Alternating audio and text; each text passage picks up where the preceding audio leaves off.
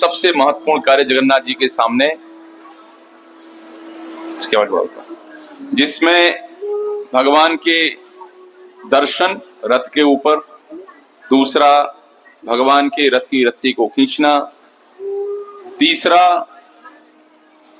भगवान के सामने नृत्य करना,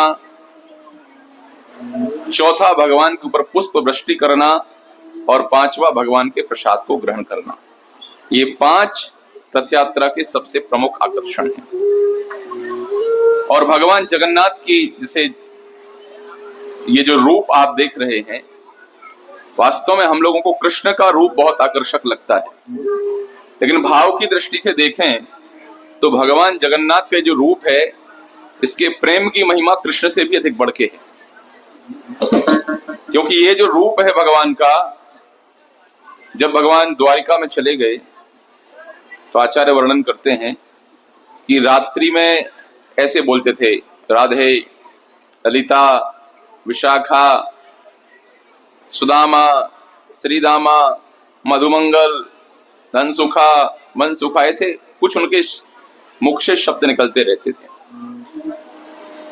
और भगवान की जब रानी सत्यभामा, मित्रवृंदा, माता रुक्मणी जब ये शब्द कृष्ण के मुख से सुनती थीं, तो आप विचार करिए, मान लो आपके पति सो रहे हैं और उनके मुख से सोते सोते सपने में लड़की का नाम निकले, तो आप क्या करेंगे? सुबह द्वंद्व युद्ध मच जाएगा, घर में गृह युद्ध हो जाएगा। तो माता रुक्मणी के मन में, माता सत्यभामा के मन में हमेशा ये विचार रहता था कि आखिर हमारे प्रेम में क्या कमी है कि कृष्ण को बार बार राधा रानी का, ललिता का, विशाखा का, अपने मित्र गणों का नाम याद आता है। अब माता रुक्मणी का यदि आप पढ़ेंगे, चरित्र पढ़ेंगे श्रीमद् भागवत में, तो ऐसा विशेष अद्भुत चरित्र है कि जिनका एक ही संकल्प है, कृष्णचंद्र की सेवा, दूसरा कोई संकल्प नहीं है। तो ऐसे माता रुक्मणी जब सुनते हैं कि कृष्ण के मुख से राधा रानी का नाम निकल रहा है, ललिता विशाखा देवी का नाम निकल रहा है, तो एक दिन उन्होंने पूछ ही लिया, किससे? माता रोहिणी से।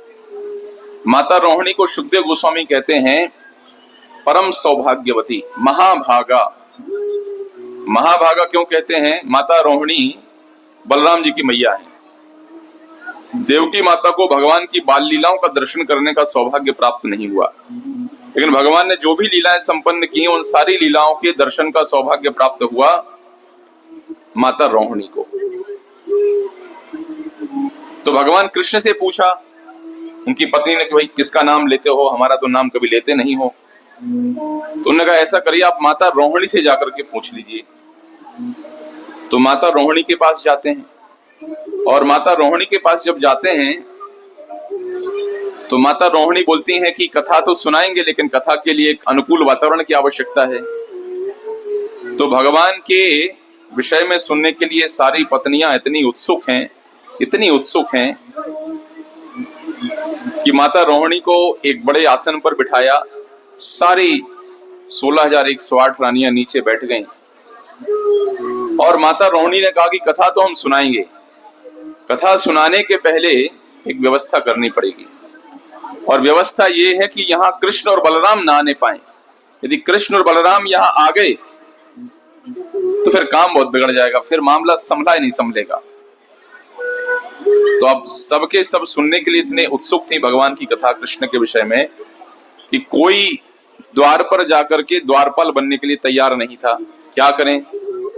जैसे होता है भाभी और ननद, तो सबने मिलकर के किसको मना लिया? सुभद्रा मैया को मनाया कि देखो गुड़िया, तुम थोड़ी देर के लिए दरवाजे पर खड़ी हो जाओ, हम तुम्हें कमर में पहनने का आभूषण देंगे। किसी ने कहा हम नाक का आभूषण देंगे, किसी ने कहा हम हाथों के आभूषण देंगे, और स्त्रियों को आभूषण बड़े प्रिय हैं।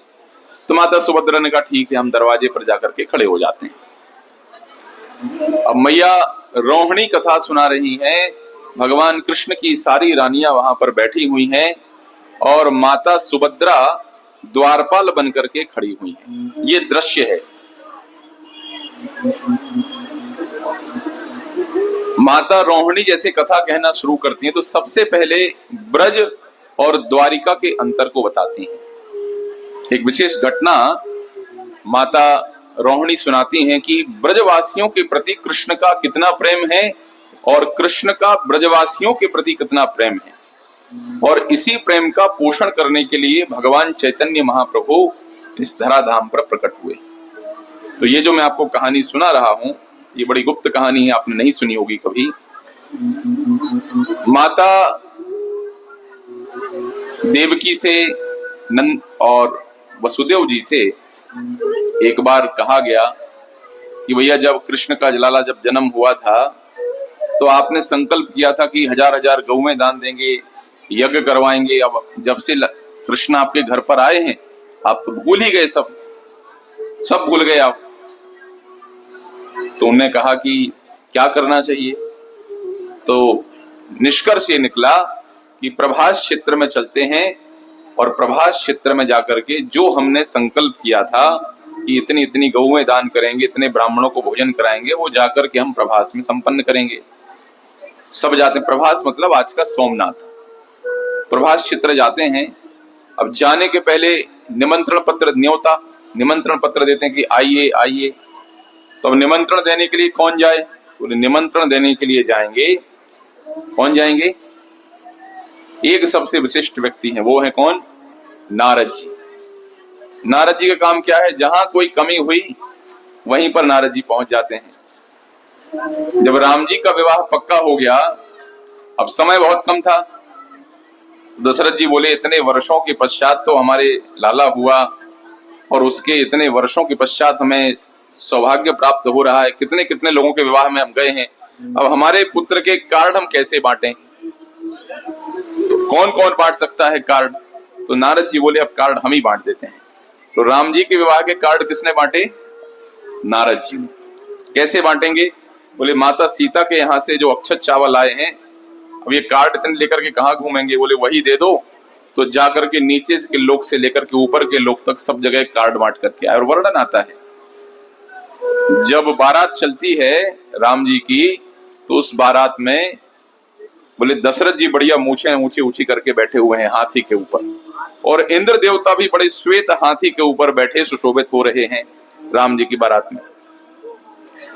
अब यहाँ पर कार्ड कौन बांटे, वसुदेव जी यज्ञ करने वाले हैं, बोले कार्ड बांटने का काम करेंगे नारद जी, वो निमंत्रण पत्र लेकर के जाएंगे। तो उसी समय जो कंस की मैया थी, वो कंस की माता ने कह दिया प्रभावती ने कि देखिए सब जगह जाइए आप कार्ड बांटने के लिए, लेकिन आपको कार्ड बांटने के लिए ब्रज में नहीं जाना है। क्यों, बोले ब्रज के लोग बड़े दुष्ट हैं, इतने दुष्ट हैं कि हमारे कन्हैया से ने गौएं चरवाई, ये नंद अपने जूते हमारे कन्हैया के सिर पर उठवाता था, ये यशोदा ने छड़ी लेकर के हमारे कृष्ण को दौड़ाया, बड़े दुष्ट हैं ये ब्रजवासी। इसलिए नारद सब जगह कार्ड बांट करके आना, लेकिन ब्रज में नहीं जाना। नारद जी सब जगह कार्ड बांटने लगे और फिर उनको लगी भूख, तो अनायासी कहाँ पहुंच गए, ब्रज में पहुंच गए। जब ब्रज में पहुंचे तो यशोदा मैया ने बड़ी घी लगा लगा करके सुंदर रोटी खिलाई, छाछ पिलाई, दही खिलाया, इतने प्रेम से खिलाया कि नारद जी बोलते हैं भैया इतना प्रेम तो हमें द्वारिका में भी नहीं मिला। तो नारद जी के मुख से अनायासी निकल गया कि मैया आप नहीं आ रही हैं, आपका पुत्र तो बड़ा यज्ञ कर रहा है कृष्ण, आप नहीं आ रहे हैं वहां पर। तो उसी समय यशोदा मैया तो रोने लगी कि हमारा लड़का यज्ञ कर रहा है, हमें नहीं बुलाया, क्योंकि पत्र तो आया नहीं था। उसी समय नंद बाबा वहां पर आए, नंद बाबा से कहा यशोदा मैया ने हमारा कन्हैया तो यज्ञ कर रहा है। देखिए नंद बाबा क्या कहते हैं, नंद बाबा कहते हैं यशोदा पिता को और माता को बुलाने के लिए किसी कार्ड की आवश्यकता नहीं है, हम सब वहां पर चलेंगे क्योंकि हमारे कन्हैया को हमारी जरूरत है। तो सब इकट्ठे होकर के, सारे ब्रजवासी इकट्ठे होकर के वहां पहुंचे। नारद जी पहुंचे, प्रभास क्षेत्र में सारा दृष्टांत सुनाया। तो कंस की मैया बोली कि मैंने कहा था ना वहां मत जाना। सारे ब्रजवासी कीर्तन नृत्य करते हुए अपनी अपनी भेंटें लेकर के, कोई दही लेकर के आ रहा, कोई दूध लेकर के आया, जो कृष्ण को पसंद है वो लेकर के आ रहे हैं। कृष्ण को आइसक्रीम पसंद है क्या, भक्तों को पसंद है, लेकिन तो उसको लेकर के प्रभास क्षेत्र में पहुंचते हैं। अब जैसे प्रभास क्षेत्र में पहुंचते हैं, सोई कंस की मैया प्रभावती बड़े अपशब्द कहती है माता यशोदा को, लेकिन माता देवकी जाकर के समझाती है कि भैया कोई अतिथि यदि घर पर आता है तो भले दुश्मन ही क्यों ना हो, अतिथि के रूप में आए तो उसका अपमान नहीं करना चाहिए, क्योंकि जो व्यक्ति अतिथि का अपमान करता है उसको 28 प्रकार के नरकों में से एक विशेष नरक की प्राप्ति होती है। तो इसलिए जैसे तैसे माता देवकी समझाती हैं, तो माता यशोदा कहती हैं कि बुलाओ भैया हमारे कन्हैया को। तो देवकी कहती है कि माता का पद, तो किसी ने कहा कि यज्ञ में बैठे हैं कृष्ण, तो माता देवकी कहती हैं कि माता का पद तो बहुत बड़ा है और माता बुलाएगी तो पुत्र को आना पड़ेगा। तो मैया देवकी जोर से आवाज लगाते, ए कृष्णा। तो कृष्ण को बुलाते हैं लेकिन कृष्ण आते नहीं, कृष्ण आते नहीं है वहां पर। तो अब नारद जी कहते हैं हमने सुना है यशोदा रानी भी कृष्ण की मैया है, बुलाओ जरा मैया, आप बुलाओ। यशोदा मैया बड़े प्रेम से बुलाती, कन्हैया, ओ कन्हैया।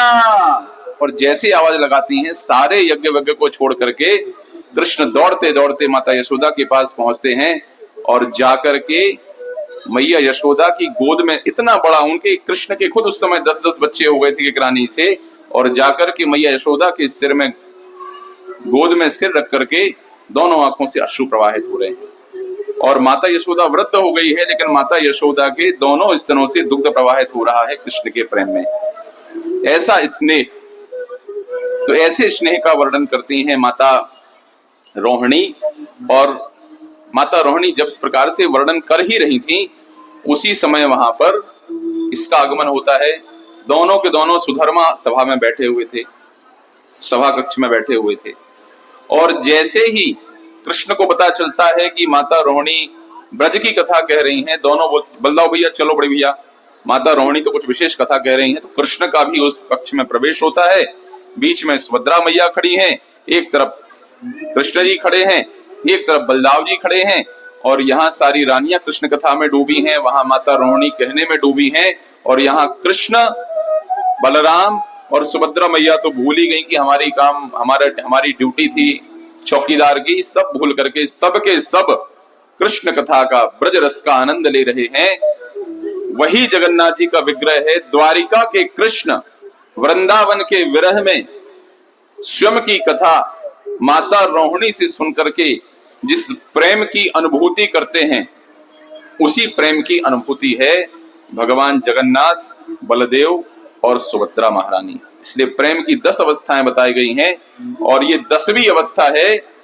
जब प्रेम इस अवस्था में पहुंचता है तो हाथ अंदर, आंखें बड़ी, पैर अंदर, इस प्रकार का रूप शरीर पिघलने जैसा लगने लगता है। तो वो जो प्रेम की अवस्था है, भगवान द्वारिकाधीश ब्रज के विरह में, श्रीमती राधा रानी के विरह में, ब्रजवासियों के विरह में जिस प्रेम की अनुभूति कर रहे हैं, वो प्रेम का विग्रह है भगवान जगन्नाथ, बलदेव, सुभद्रा का विग्रह। और इसलिए हमारे शिला प्रभुपाद जी ने इस विग्रह को जगह जगह लगभग सारे मंदिरों में स्थापित किया और इसकी यात्राएं प्रारंभ करवाई। और ऐसी बात नहीं है कि खाली कोई कहेगा अच्छा प्रभु जी आप भी बड़ी लंबी लंबी फेंक रहे हो, हाथ नहीं बन पाए तो बोल दिया हाथ अंदर चले गए, पैर नहीं बन पाए तो बोले पैर अंदर चले गए, ऐसी बात नहीं है। भगवान कृष्ण की, भगवान जगन्नाथ की यदि आप महिमा श्रवण करेंगे, भक्तों के साथ उनके आदान प्रदान को श्रवण करेंगे, तो आपको पता चलेगा कि भगवान ऐसे सिर्फ प्रेम में है नहीं, उनके व्यवहार में भी वही प्रेम दिखाई देता है। आपके बाजू में ही राजस्थान की सीमा शुरू हो रही है। राजस्थान के एक राजा थे, उनका नाम था जय सिंह। अपनी पत्नी के साथ जगन्नाथपुरी जाते हैं, वहां के राजा उनकी बड़ी आवभगत करते हैं, बड़ा स्नेह प्रेम हो जाता है। और उनकी जो पत्नी थी राजा जय सिंह की, उनको इतना स्नेह होता जगन्नाथ जी से, बोले प्रभु हमारे यदि पुत्री हो गई तो आपकी सेवा में उस पुत्री को अर्पित कर दूंगी। क्या नाम था उस पुत्री का? विष्णु प्रिया। तो पुत्री तो हुई नहीं, तो जाकर के भगवान जगन्नाथ की दया से उनको एक पुत्री प्राप्त हुई। लेकिन उनकी पत्नी का स्वास्थ्य खराब रहने लगा। जब स्वास्थ्य खराब रहने लगा तो एक बार की घटना है, राजा जयसिंह के राज दरबार के पास में एक बड़े सन्यासी महाराज आए, जगन्नाथपुरी का प्रसाद लेकर के आए उनने कहा कि सारे वैद्यों को दिखा लिया, सारी दवाई करवा ली, हमारी पत्नी ठीक नहीं हो रही है। तो उन्होंने कहा जगन्नाथ जी का प्रसाद खिलाओ और आपकी पत्नी स्वस्थ हो जाएगी, ऐसा उन्होंने कहा। और वास्तव में जगन्नाथ जी का प्रसाद खाया, उनकी पत्नी बड़ी स्वस्थ हो गई। तब से राजा जगन्नाथ जी के ऐसे अनन्य भक्त बन गए कि जो जगन्नाथपुरी से आए सो विशेष स्वागत सम्मान उसका होना ही होना है। यूं समझिए कि जगन्नाथपुरी के भक्तों के लिए राजा का महल आश्रय हो गया। अब एक दिन की घटना है, एक बड़े कोई संत पुरुष पंडा आए जगन्नाथपुरी के और सुंदर जय जगन्नाथ जय जगन्नाथ जय जगन्नाथ स्वामी जय जगन्नाथ जय जगन्नाथ।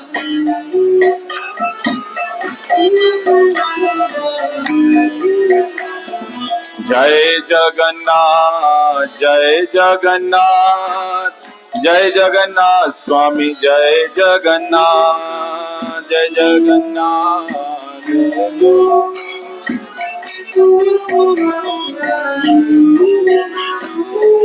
जय जगन्नाथ जय जगन्नाथ जय जगन्नाथ स्वामी जय जगन्नाथ।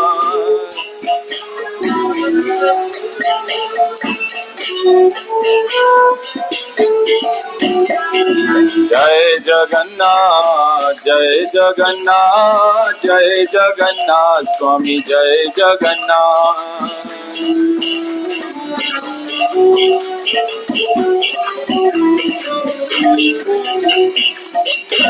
ऐसे कीर्तन करके कोई घूम रहा था। राजा ने कहा देखो भैया कौन आया है।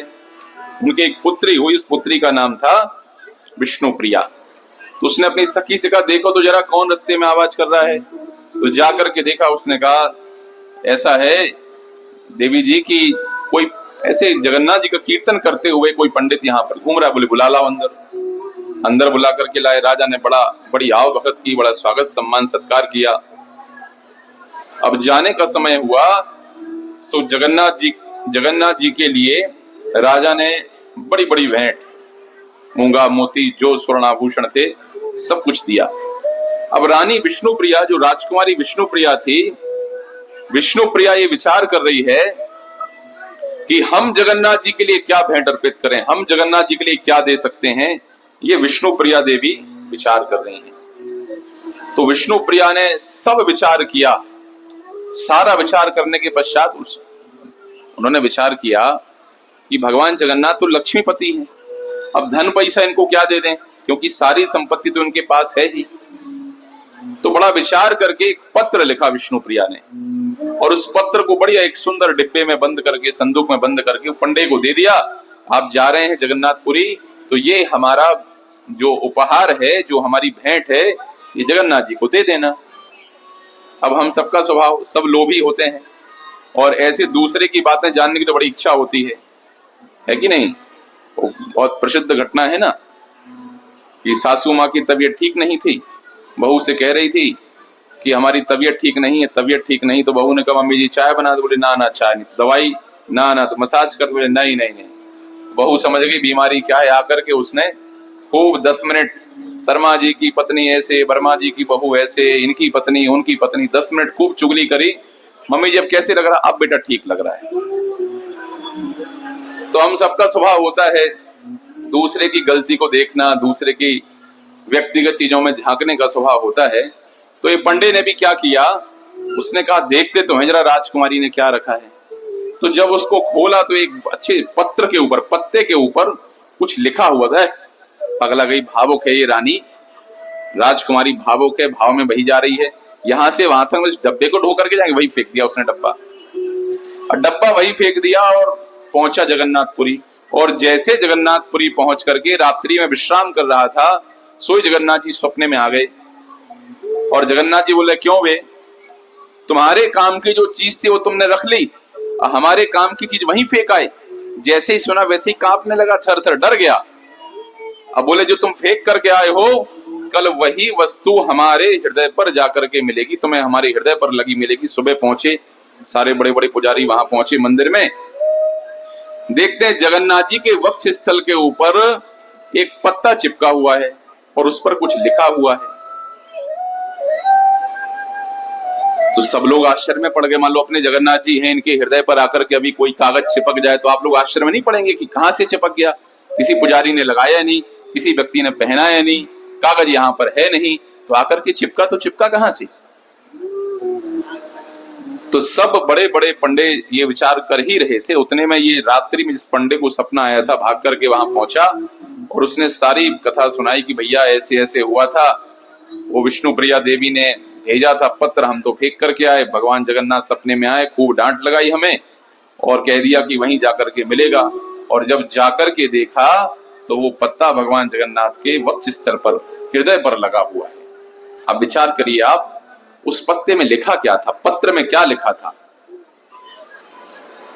तो माता विष्णु प्रिया ये विचार कर रही थी, राजकुमारी विष्णु प्रिया, कि जगन्नाथ को हम क्या भेंट दे दें। आप बताइए क्या भेंट दे दें? कोई केले लेके आ रहा है, कोई आइसक्रीम लेकर के आ रहा है, अच्छी बात है, बहुत अच्छी बात है। कोई पुष्प लेकर के आ रहा है, कोई अन्य कोई वस्तु लेकर के आ रहा है, लेकिन इन सब वस्तुओं के मूल में क्या आवश्यक है बताइए आप? इन सब वस्तुओं के मूल में है भाव। वास्तव में भगवान को हमारी इन किसी भी वस्तुओं की आवश्यकता नहीं है। यदि हम ऐसे विचार करके बैठे हैं कि 25-50 लाख रुपए देकर के हम भगवान को खुश कर देंगे, भगवान को खरीद लेंगे, तो बहुत गलत विचार बना करके हम बैठे हैं। 25-50 लाख क्या, हम खुद भी बिक जाएंगे तब भी भगवान का कर्ज नहीं चुका सकते हैं।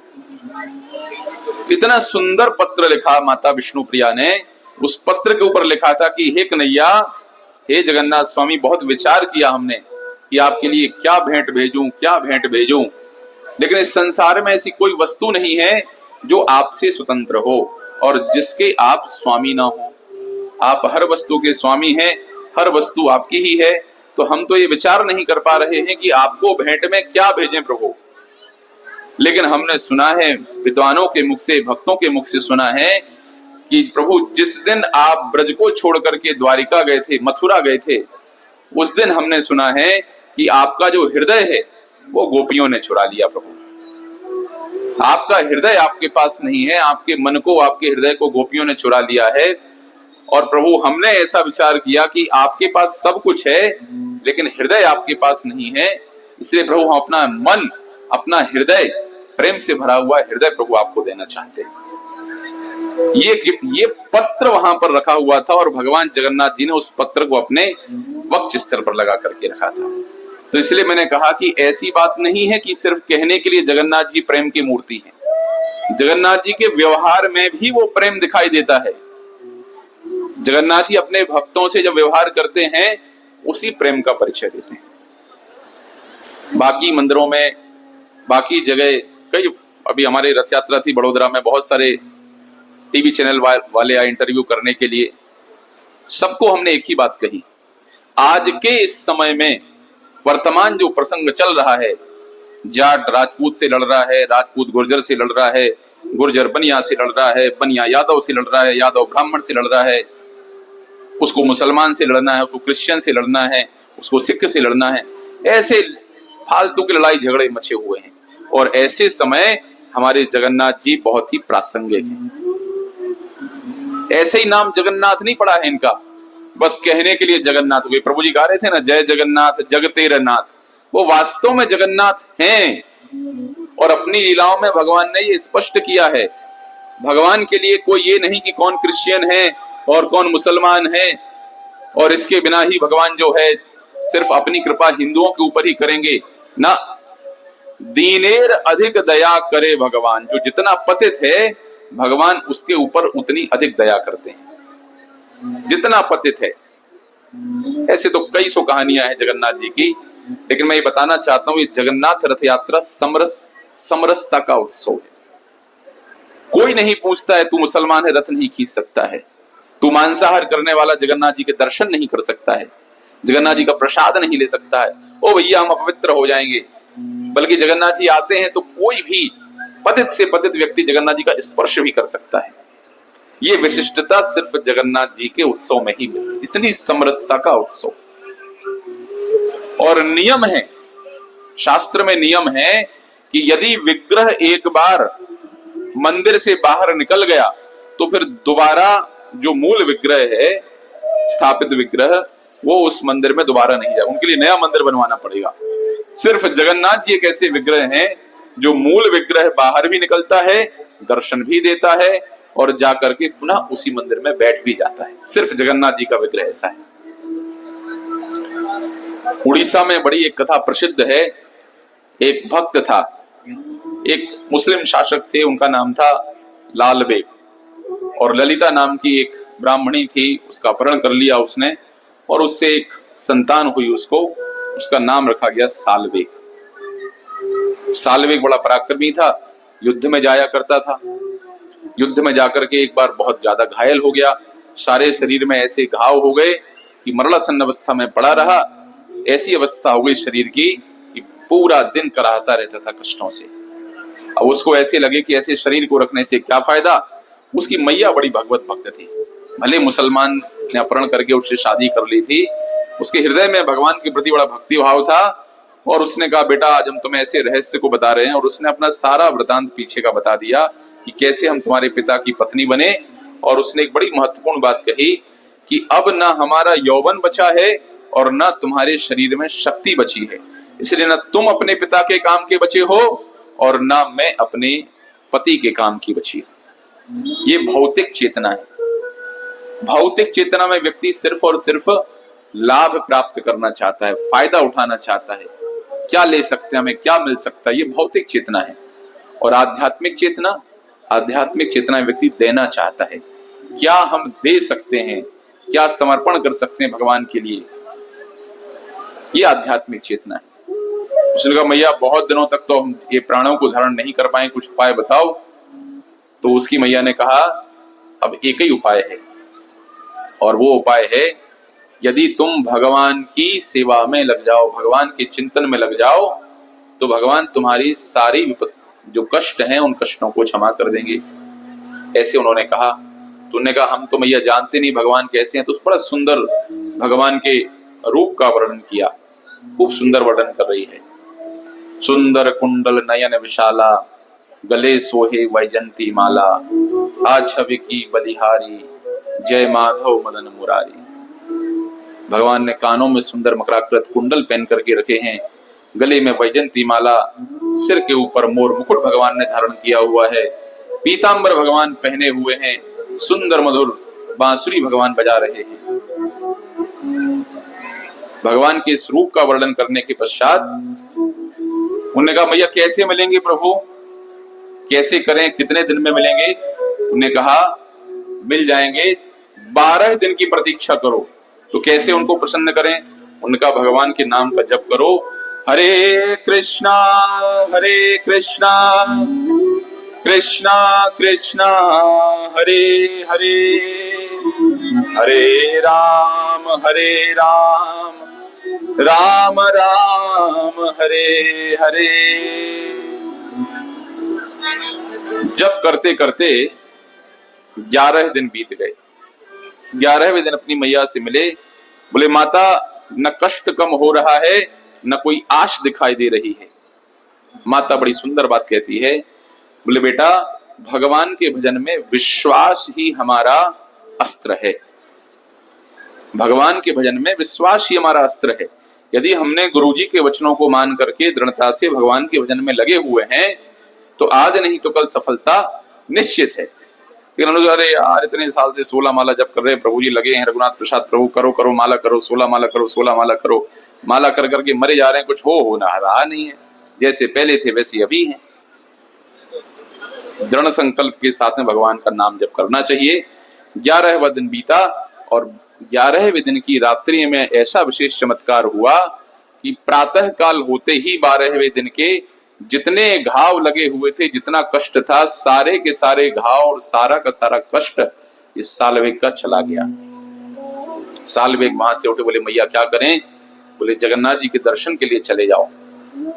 जगन्नाथ जी के दर्शनों के लिए गए, लेकिन नियम ऐसा था कि बिना कोई हिंदू के प्रवेश नहीं कर सकता है। सालवेग मुसलमान थे, प्रेम भाव बड़ा था, लेकिन मंदिर में प्रवेश करने का अवसर मिला नहीं। इसलिए क्या करें अभी। बोले, अब वृंदावन जाएंगे। सालवेग वहां से वृंदावन गए, गिरिराज जी की परिक्रमा करी, सब दर्शन किए, सब ब्रज में रहे बहुत दिनों तक। और अनायास ही मन में ऐसी इच्छा हुई कि अब जाकर के हमें जगन्नाथ जी की रथ यात्रा का दर्शन करना है, जगन्नाथ जी के रथ का दर्शन करना है, रथ पर जगन्नाथ जी का दर्शन करना है। अच्छा, उस समय ऐसे तो घड़ी और मोबाइल और कैलेंडर तो इतने होते नहीं थे। अब उनको तिथि याद नहीं रही कि कौन सी तिथि आज, कौन सी तिथि कल। भगवान की रथ यात्रा निकल गई और वापसी रथ यात्रा का समय हो गया। जो जगन्नाथपुरी के बारे में जानते हैं, भगवान जाते हैं, फिर बाहुड़ा उल्टी यात्रा होती है, 10वें दिन भगवान वापस पहुंचते हैं। अब सालवेग ने बड़ी सुंदर कविता लिखी, सुंदर पद लिखा कि प्रभु दूरी बहुत है और आपके दर्शनों के लिए हमें पहुंचना है, लेकिन हमें पता नहीं पहुंच पाएंगे कि 7 5 इतना कोस प्रभु हमारी दूरी बची हुई, आपके दर्शन करना चाहते हैं। और आप आश्चर्य से भर जाएंगे, जगन्नाथ जी की जब वापसी यात्रा, बाहुड़ा यात्रा चल रही थी, भगवान गुंडीचा मंदिर से श्री मंदिर की तरफ जा रहे थे, उस समय ऐसी अद्भुत घटना घटी कि जगन्नाथ जी का रथ एक स्थान पर आकर के रुक गया। अब हाथियों से खिंचवाया गया, लोगों ने धक्का लगाया, जो जितना कर सकते थे, जितना प्रयास कर सकते थे, सारा प्रयास कर लिया, लेकिन रथ जो है टस से मस नहीं हो रहा, रथ वहीं पड़ा हुआ है, रथ सारा प्रयास हो गया। पता है जगन्नाथ जी कितने दिन खड़े रहे रथ पे? 3 दिन। 10 दिन की यात्रा 13 दिन की यात्रा हो गई। 3 दिन तक जगन्नाथ जी का रथ वहीं खड़ा रहा। और सारे पंडित सोच रहे थे पक्का कुछ प्रभु लीला कर रहे हैं, अब क्या करने वाले हैं, किसकी प्रतीक्षा में खड़े, वो तो प्रभु जाने। क्या कर सकते हैं? मान लो जगन्नाथ जी यहाँ बैठे हुए हैं और अभी यहाँ से न उठें, सब जोर लगा रहे हैं, तो हमारे रघुनाथ प्रसाद प्रभु, कृष्णा प्रभु क्या कर लेंगे? हम तो अपनी गाड़ी उठा के चले जाएंगे। आप लोग भी हो सकता है चले जाओ, लेकिन ये बेचारे दोनों लोग बैठेंगे, यहीं भोग लगेगा, यहीं सब होगा। क्या कर सकते हैं? अब रथ आगे ही नहीं बढ़ रहा है, वहीं का वहीं खड़ा हुआ है। और सालवेग दौड़ करके ब्रज से चले आ रहे हैं। सालवेग की प्रतीक्षा में भगवान 3 दिनों तक रथ को खड़ा किए रहे। बताइए आप, सुना है आज तक कहीं ऐसा दृष्टांत? भगवान का ऐसा स्नेह देखा है कहीं? अपने भक्त के लिए 3 दिन प्रतीक्षा करके बैठे। 3 दिनों तक जगन्नाथ जी वहीं खड़े रहे। और जब सालवेग पहुंच गए वहां पर, सालवेग ने भगवान का दर्शन कर लिया और उसके पश्चात भगवान का रथ वहां से आगे बढ़ा। सालवेग ने वहीं अपना आसन जमाया और वहीं आज भी जगन्नाथ रथ यात्रा निकलती है। उनकी समाधि वहीं है, बड़े वाले रोड पर, और हर बार वहां पर विधि संपन्न होती है। तो मैं ये कह रहा था कि ऐसी बात नहीं है कि जगन्नाथ जी खाली कहने के प्रेम से भरे हुए हैं, उनकी लीलाओं में, भक्तों के साथ उनके आदान प्रदान में भी ये प्रेम भाव दिखाई देता है। तो ऐसे जगन्नाथ जी आपके नीमच इस्कॉन सेंटर में विराजमान हो गए हैं, और हम भी यदि इस प्रेम का आस्वादन करना चाहते हैं, हम भी भगवान के ऐसे प्रेमी बनना चाहते हैं, तो हर रविवार को शाम को 7 बजे वहां पर प्रेम की वर्षा होती है। 7 बजे ना, भगवान की कथा के रूप में। तो आप सब लोग वहां पर पहुंचे, जितने लोग आज रथ यात्रा में थे, पंडाल में बैठे हैं। बड़ा महत्वपूर्ण है, देखिए श्रवण करना बड़ा महत्वपूर्ण है। प्रथम भक्ति संतन कर संगा, दूजी भक्ति मम कथा प्रसंगा। साधु का संग हो और साधु के संग में हरि कथा का श्रवण हो। इतनी सी एक घड़ी आधी में बुनियाद, तुलसी चर्चा राम की कटे कोट अपराध। थोड़ा सा ही व्यक्ति क्यों ना चिंतन कर ले, इतनी सी कथा भी सुन ले। तो हमारे श्रील प्रभुपाद जी की बड़ी प्रबल इच्छा थी कि सारे लोगों को, चाहे रथ यात्रा हो, चाहे भागवत कथा हो, चाहे मंदिर के साप्ताहिक कार्यक्रम हो, जो भी इस्कॉन के द्वारा कार्य संपन्न होते हैं, उन सब का एक बड़ा विशेष लक्ष्य है कि लोगों को भगवान की कथा सुनने का अवसर प्राप्त हो। और भगवान की कथा श्रवण से ही, आप लोग बहुत सारे सोशल मीडिया यूज करते हैं, फेसबुक, इंस्टाग्राम, इस पर कई बार कुछ दुष्ट लोग इस प्रकार की बातें कहते हैं, नपुंसक बना दिया इन कथाकारों ने, पूरे हिंदू समाज को नपुंसक बना दिया। बस बैठ करके कृष्ण की लीलाएं कहने लगे, ऐसे नाचे, ऐसे खाए, ये किया वो किया। क्यों नहीं सुनाते घटना कि उनने हाथ में धनुष लेकर के, बाण लेकर के कैसे असुरों का वध किया? वो भी अच्छी बात है, वो भी सुना सकते हैं, लेकिन क्या सुनाना है हम नेताओं से नहीं पूछेंगे, नेताओं से नहीं समझेंगे कि हम क्या सुनाएं। कई लोग कहते हैं बस बैठ गए गुरुजी तो अच्छे आराम से, बांसुरी वाले को बिठा लिया, हारमोनियम वाले को बिठा लिया, कहने लगे कथा। अरे कोई सेवा करो, अस्पताल खोलो, स्कूल खोलो, ये करो, वो करो, फलवा करो, ढिमका करो, क्या होगा कथा सुनने से?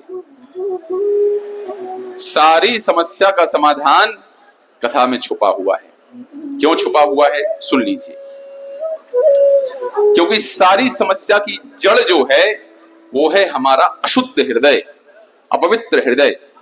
किसको नहीं पता कि यदि कोई व्यक्ति किसी का रेप करता है तो फांसी की सजा या 20 साल की सजा हो सकती है। क्या रेप केसेस बंद हो गए? बंद हो गए क्या? नहीं हुए। क्यों? क्योंकि जड़ में है हृदय का काम। इतनी बड़ी बड़ी सजाएं छुपी हुई हैं। भ्रष्टाचार कोई व्यक्ति करेगा ये हो जाएगा, क्या भ्रष्टाचार बंद हो गया? ना हुआ है ना होगा, क्योंकि हृदय में छुपा हुआ है लोभ। हृदय के जो विकार हैं, इन विकारों को नष्ट करने का कोई उपाय है नहीं। गोस्वामी जी कहते हैं नित्यम भागवत सेवया। यदि कोई व्यक्ति नित्य भगवान की कथा का श्रवण करे तो निश्चित रूप से उसके नष्ट प्रायेषु अभद्रेषु नित्यम भागवत सेवया। नित्य कोई व्यक्ति भगवान की कथा श्रवण करे, भागवत श्रवण करे, उसके सारे अभद्र नष्ट हो सकते हैं। इसलिए वास्तव में समाज के, इस राष्ट्र के, परिवार के और व्यक्तिगत कल्याण के जो सबसे श्रेष्ठ मार्ग है वो है भगवान की कथा का श्रवण किया जाए। और ऐसे ही कथा हमारे केंद्र पर अलग अलग वक्ता उज्जैन से भी आते होंगे और भी अन्य वक्ता आते होंगे। तो आप सब लोग प्रयास करिए कि हर रविवार को शाम को 7 बजे, बाहर QR कोड भी लगा हुआ है, स्कैन करके जाइए QR कोड। उसमें सारी इंफॉर्मेशन ग्रुप में जुड़ जाएंगे। WhatsApp group, Instagram, Facebook, YouTube, सारी इंफॉर्मेशन है उस पर। QR कोड को स्कैन कर लीजिए आप लोग। तो इस सत्संग का लाभ उठाइए और हर रविवार को सत्संग में पहुंचिए। तो सब जुड़ जाइए इस्कॉन से, यही हमारी प्रार्थना है। और अगले वर्ष पुनः दुगने उत्साह के साथ में, इस वर्ष भी उत्साह 100% ही था, वैसे कोई कमी नहीं थी। अगले वर्ष 200%। तो पुनः इसी उत्साह के साथ भगवान जगन्नाथ की रथ यात्रा में आप सब लोग हिस्सा लेंगे, ऐसी ही प्रार्थना है, ऐसी ही आशा है। जगन्नाथ स्वामी की, बलदेव सुभद्रा महारानी की, रथ यात्रा महामहोत्सव की, श्रील प्रभुपाद की। विदाई गौर प्रेमानंदे। हरि हरि हरि हरि बोल। हरे कृष्ण